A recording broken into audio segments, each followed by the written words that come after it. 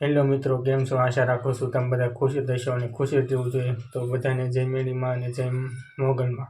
આજે આપણે નવો વિડીયો લઈને આવી ગયા છે. તો 8 વાગ્યા છે અને આપણે નાની નથી જઈએ અને મને લાગી છે ભૂખ. તો આપણે હારની રોટલી થોડી વધી છે તેનો વઘાર કરી નાખી. તો બના રહીજો અમારા વિડીયોમાં.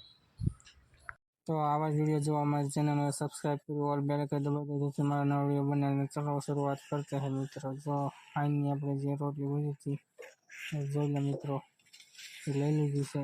જો મિત્રો આની તો મિત્રો આ છે રોટલી. હવે લઈ લીધી છે તપેલું, એમાં 2 થી 3 પાવડા નાખી દઈએ તેલ રોટલી વઘારવા માટે. તો હવે અમે નાખી રહ્યા છીએ તેલ, તમે જોઈ લો મિત્રો. 2 થી 3 પાવડા નાખવાનું છે તેલ અને મસ્ત એનો વઘાર લેવાનો છે.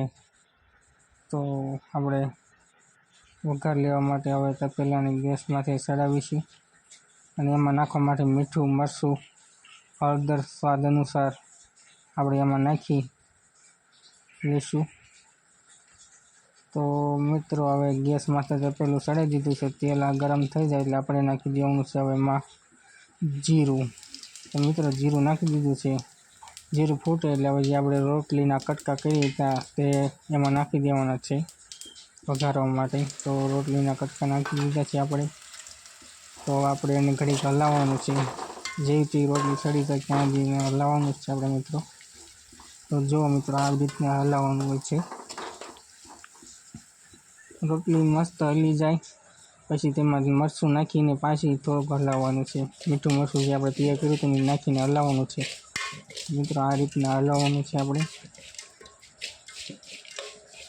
તો આ રીતના રોટલીની રેસીપી હોય છે મસ્ત. તો હવે આપણે ટેસ્ટ કરીએ મિત્રો આનું હલાવીને કેવું બન્યું છે કેવું નહીં.